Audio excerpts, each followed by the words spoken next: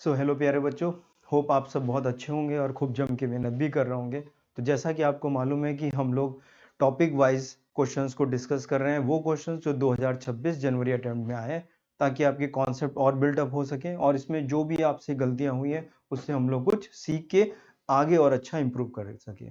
तो उसी कड़ी में, उसी सीरीज में आज हम लोग जो फिजिक्स में टॉपिक डिस्कस कर रहे हैं उसका नाम है ड्यूल नेचर ऑफ मैटर, जिसमें हम फोटो इलेक्ट्रिक इफेक्ट और डी ब्रोगली वेवलेंथ के बारे में डिस्कस करेंगे। तो जितने भी क्वेश्चंस के आए हुए हैं वो अब हम लोग इसमें देखेंगे। तो welcome all of you in our beautiful platform जिसका नाम है लर्निंग। तो स्टार्ट करते हैं अपना पहला क्वेश्चन और आगे बढ़ते हैं। स्टूडेंट्स, देखते हैं हम लोग ये पहला सवाल। तो हमें मालूम है कि मॉडर्न फिजिक्स में थोड़ा कैलकुलेशन होता है, क्योंकि प्लैंक्स कांस्टेंट दिया होता है, कहीं स्पीड ऑफ लाइट लिखी रहती है, तो थोड़ा कैलकुलेशन होगा इसमें, लेकिन क्वेश्चंस इजी ही रहते हैं, आराम से हम लोग कर सकते हैं। तो देखिए इसमें कह रहे हैं लाइट वेव डिस्क्राइब्ड बाय ई की वैल्यू दी है 60 साइन। अब बताइए जो टी होता है इसके साथ जो कुछ भी लिखा होता है ये एक्चुअली में ओमेगा होता है, साइन ओमेगा टी लिखा है, ओमेगा एंगुलर फ्रीक्वेंसी होती है। Fall on a metal surface of work function 2.8 electron volt, the maximum kinetic energy of the electrode ejected photoelectron कितने होगी अप्रोक्सीमेटली पूछ रहे हैं। तो बताइए फ्रीक्वेंसी जो है, जिसकी फ्रीक्वेंसी ज्यादा होगी, जो इंसिडेंट लाइट की फ्रीक्वेंसी ज्यादा होगी उसी की काइनेटिक एनर्जी भी ज्यादा होगी। और फ्रीक्वेंसी किसकी ज्यादा होगी? ओमेगा की वैल्यू होती है 2 पाई एफ। तो जिसका ओमेगा ज्यादा है उसी की फ्रीक्वेंसी ज्यादा होगी, और जिसकी फ्रीक्वेंसी ज्यादा है उसी की काइनेटिक एनर्जी भी ज्यादा होगी। तो इसमें क्या करेंगे हम, कौन सा यहाँ पर ओमेगा कंसिडर करेंगे? ये वाली ओमेगा की वैल्यू कंसिडर करेंगे, 12 इंटू 10 की पावर 15। तो हमें ये मालूम है ओमेगा ही आ गया हमारे पास, ठीक है ना। तो यहाँ से अगर आप देखें तो एफ की वैल्यू कितनी आ गई हमारे पास? एफ की वैल्यू आ गई 12 इंटू 10 की पावर 15 डिवाइडेड बाय 2 पाई। ये हमारे पास फ्रीक्वेंसी आ गई हर्ट्ज में, ठीक है। वर्क फंक्शन हमें गिवन है कितना? 2.8 इलेक्ट्रॉन वोल्ट का गिवन है, और ये हमारे पास फ्रीक्वेंसी आ गई। Kinetic energy of the ejected electron आपसे पूछा गया है, और ये लाइट इंसिडेंट हो रही है। तो जो इंसिडेंट है हमारे पास, जो इंसिडेंट लाइट है उसकी एनर्जी कितनी है? वो होती है h multiplied by frequency. h क्या है? h क्या है? प्लैंक्स कांस्टेंट, जो कि 6.6 10 की power -34 multiplied by frequency 12 into 10 की पावर 15 डिवाइडेड बाय 2 पाई। ये हमारे पास एनर्जी आ गई किसमें? जूल में। ये किसमें एनर्जी आ गई? जूल में एनर्जी आ गई। इसी को अगर हम 6.6 इंटू 10 की पावर -34 इंटू 12 इंटू 10 की पावर 15 डिवाइडेड बाय 2 पाई, और इससे एक और डिवाइड कर दीजिए 1.6 10 की पावर -19 से। ये हमने क्यों करा? क्योंकि हमें किस में चाहिए? इलेक्ट्रॉन वोल्ट में चाहिए, क्योंकि ये भी इलेक्ट्रॉन वोल्ट में दिया है तो इलेक्ट्रॉन वोल्ट में आ जाएगा। इसको हम सॉल्व करें तो हमारे पास यहाँ पर इलेक्ट्रॉन वोल्ट में इसकी वैल्यू आ जाती है। तो ये जो वैल्यू हमारे पास इलेक्ट्रॉन वोल्ट में आती है ये लगभग अप्रोक्सीमेटली 7.9 के आसपास आती है। ये वैल्यू कितनी आ जाती है? 7.9। कितनी आती है? 7.9 के आसपास आ जाती है, 7.9।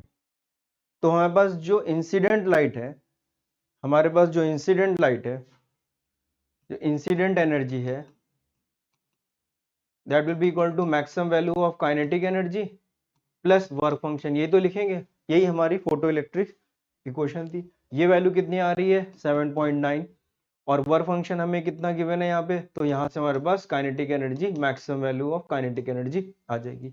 ये कितनी गिवन थी? 2.8। सॉल्व करेंगे तो 5.1 इलेक्ट्रॉन वोल्ट, ये maximum value of kinetic energy आ जाएगी। तो देखिए थोड़ा सा कैलकुलेशन है, ऑब्वियसली आप इसको सॉल्व करोगे तो ये कैलकुलेट आपको जरूर करना पड़ेगा। तो हमारा आंसर इसमें देखिए कौन सा आ जाता है। तो let us check the answer. तो इसमें हमारा देखिए सी ऑप्शन जो है ये आ गया। तो देखिए आराम से हो गया क्वेश्चन। हाँ, कैलकुलेशन का पार्ट हम पहले ही आपको बता चुके हैं कि इसमें है थोड़ा सा, तो उस बात का आप ध्यान रखिएगा, ठीक है। इस तरह से क्वेश्चन हम लोग कर सकते हैं। अब नेक्स्ट क्वेश्चन हम लोग इसका देखते हैं।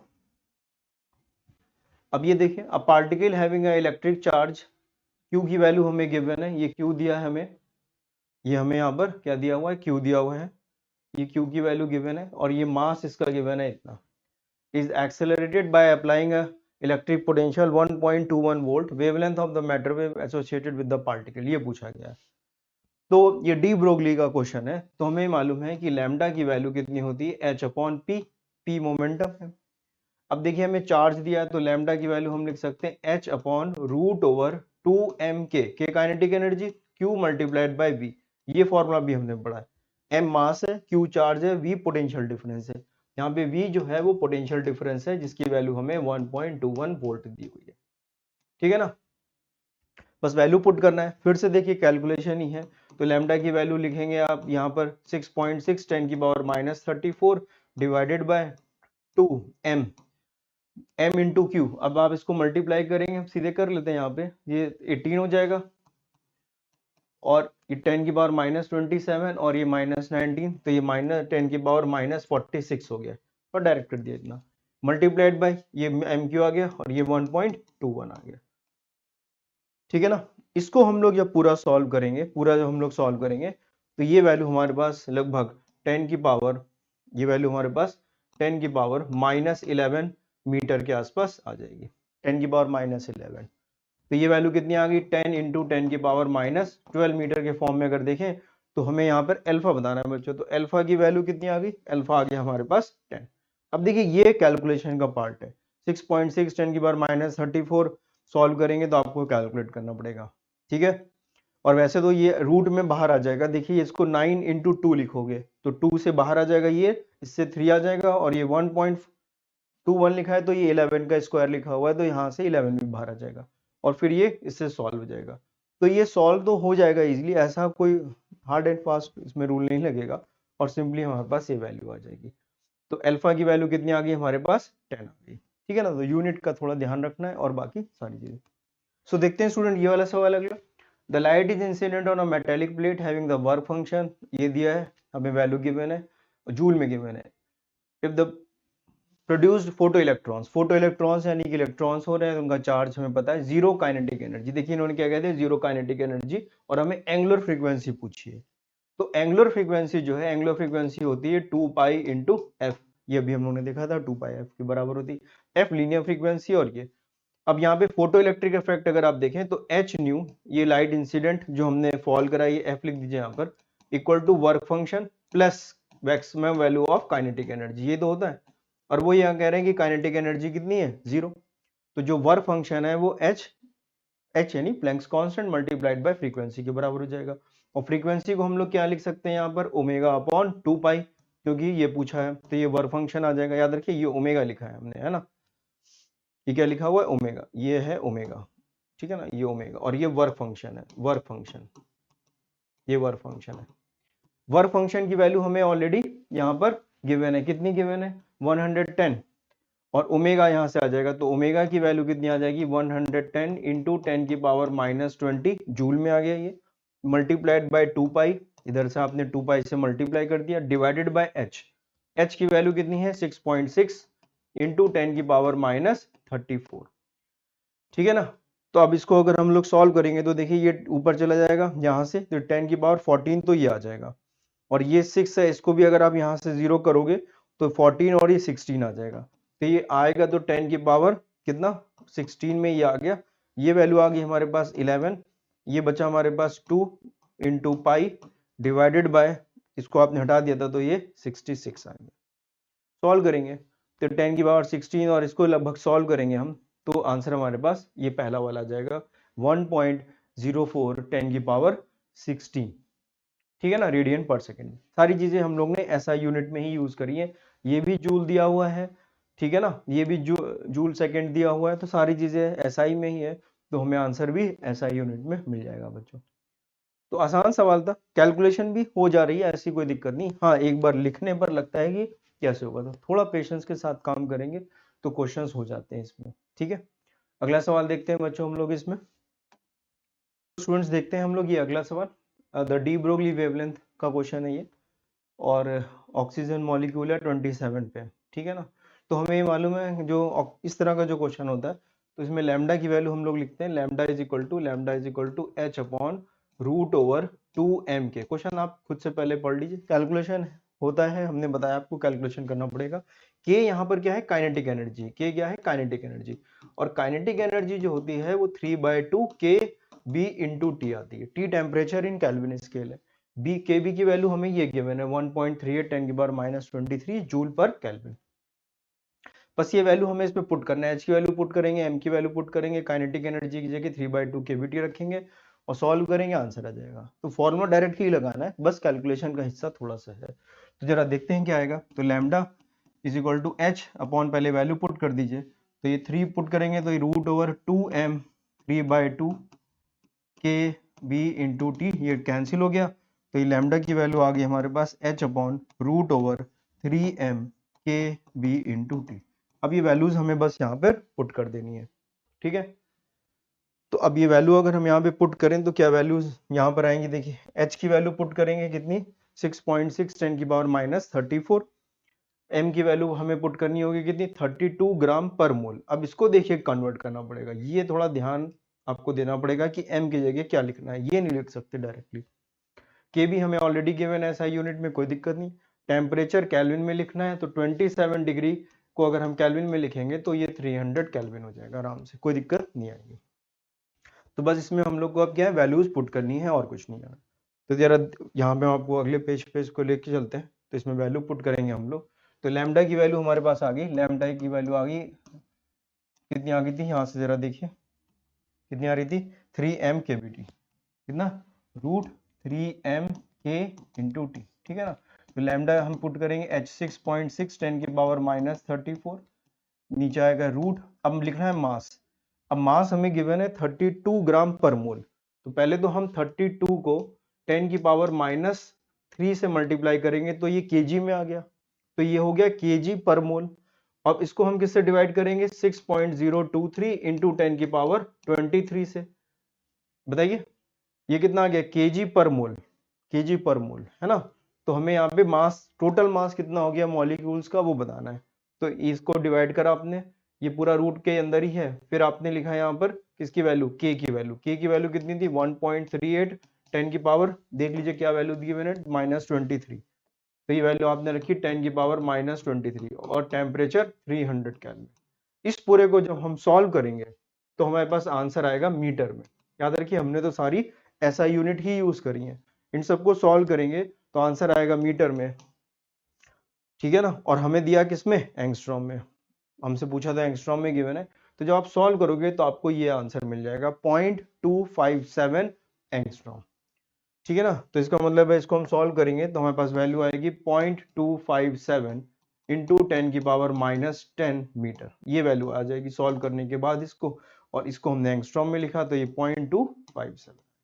तो ऑब्वियसली कैलकुलेशन है, इसको आपको कैलकुलेट करना पड़ेगा, थोड़ा सा अप्रोक्सीमेशन लेके थोड़ा बहुत ध्यान से करना है आपको, क्योंकि सब चीज इसमें ऑर्डर में ही देखिए आ रहा है सारी चीजें, अगर आप ध्यान से देखें तो सारी चीजें ऑर्डर के फॉर्म में 257 सब में गिवन है, केवल डेसिमल प्लेसेस है।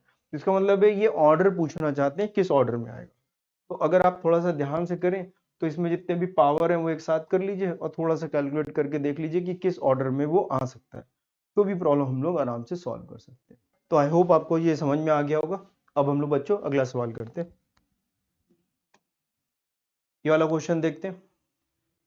When a light of a given wavelength fall on a metallic surface, the stopping potential for the photoelectron is 3.2 volt.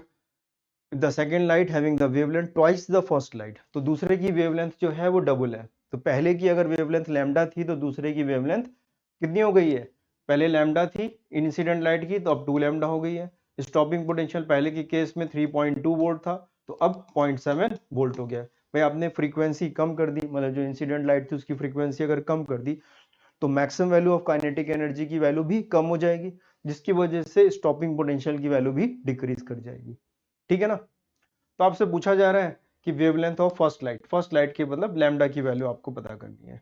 तो जो फोटो इलेक्ट्रिक इफेक्ट की जो इक्वेशन है हमारे पास वो क्या है, H C by lambda equal to क्या होता है, work function plus kinetic energy, maximum value of kinetic energy, यही तो हम लोग लिखते हैं।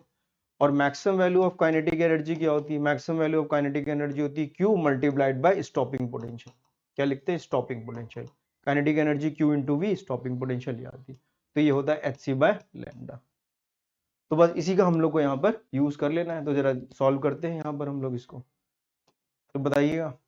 तो पहला केस है H C by lambda equal to work function plus Q multiplied by कितना लिखेंगे 3.2, ये आ गई इक्वेशन नंबर 1। फिर आगे हमारे पास सेकंड में H C by 2 lambda equal to work function same रहेगा क्योंकि वही सरफेस है, तो ये तो इंट्रिंसिक प्रॉपर्टी है सरफेस की, तो वर्क फंक्शन चेंज नहीं होगा, केवल इंसिडेंट लाइट की वेवलेंथ चेंज की गई है। प्लस Q, ये वैल्यू कितनी हो जाएगी 0.7, ये आपने 2 इक्वेशन लिख दी, तो 1 में से 2 माइनस कर दीजिए, इक्वेशन 1 माइनस इक्वेशन 2 अगर हम कर दें तो वर्क फंक्शन चला जाएगा। हमें वर्क फंक्शन के बारे में यहाँ कोई इंफॉर्मेशन ना पूछी गई है ना जरूरत है, तो हम वर्क फंक्शन को एलिमिनेट कर देंगे। इधर माइनस करोगे तो ये आ जाएगा एच सी बाय 2 लैम्डा, इसका आधा ही तो लिखा है, आ जाएगा, और इधर सॉल्व करेंगे तो ये वैल्यू आ जाएगी Q, इसको सॉल्व करेंगे तो ये माइनस हो जाएगा, तो ये आ जाएगा 2.5। अब आपको बस लैम्डा ही निकालना है, तो ये वैल्यू आ जाएगी हमारे पास लैम्डा की, तो लैम्डा की वैल्यू कितनी आ जाएगी, इधर शिफ्ट करेंगे तो H C by 5 multiplied by Q। Q याद रखिएगा फोटो इलेक्ट्रॉन है, तो फोटो इलेक्ट्रॉन का मतलब है चार्ज ऑफ एन इलेक्ट्रॉन 1.6 10 की पावर माइनस 19। बस इसको हम लोग सॉल्व करेंगे तो हमारे पास आंसर आ जाएगा, तो आप इसको सॉल्व कर लीजिए तो आंसर आ जाएगा हमारे पास। तो देखिए कैसे करेंगे, H की वैल्यू लैम्डा इक्वल टू आ रहा था हमारे पास H C by 5Q, H की वैल्यू 6.63 इंटू 10 की पावर माइनस 34, ये है 3 इंटू 10 की power 8 divided by 5 multiplied bye 1.6 10 की पावर माइनस 19। ठीक है, तो अगर आप इसको देखिए तो ये वैल्यू कितनी होगी 19, और ये ऊपर चला गया हो गया 27, और ये हो गया तो 10 की पावर माइनस 7, तो देखिए ये आ गया। अगर इसको इसको और इसको सॉल्व करें, और ये 1.6 है, ये लगभग 6.4 के बराबर है, थोड़ा अप्रोक्सीमेशन अगर हम लें तो आप इसको 4 से काट सकते हो। ये आ गया हमारे पास कितना 12 डिवाइडेड बाय 5 इंटू 10 की पावर 7, तो ये 2 पॉइंट समथिंग देखिए आ रहा है। ठीक है, हमने अप्रोक्सीमेशन लिया 2 पॉइंट समथिंग 10 की पावर माइनस 7 आ गया। तो आप देखिए यहाँ पर कौन सा ऑप्शन हमारे पास 2 पॉइंट के आसपास आ रहा है, बाकी किसी में नहीं आ रहा, और 10 की पावर 7 माइनस 7 सब में दिया है, तो ऑब्वियसली हमारा जो ये पहला वाला आंसर है, जो पहला ऑप्शन है, ये करेक्ट हो जाएगा। तो फर्स्ट देखिए करेक्ट हो गया। तो कैलकुलेशन तो है, लेकिन थोड़ा सा आदत है पहले से अगर करने की, और थोड़ा सा जुगाड़ आता है कैलकुलेशन में, तो आराम से हम लोग इसको कर सकते हैं। सो देखते हैं बच्चों ये वाला सवाल, the ratio of de Broglie wavelength of the deuteron with the kinetic energy E to an alpha particle with the kinetic energy 2 is n:1। तो इजी सा क्वेश्चन है, डी ब्रोगली वेवलेंथ बोला गया है, तो लैम्डा की वैल्यू होती है h upon root over 2m के, बस ये है ना।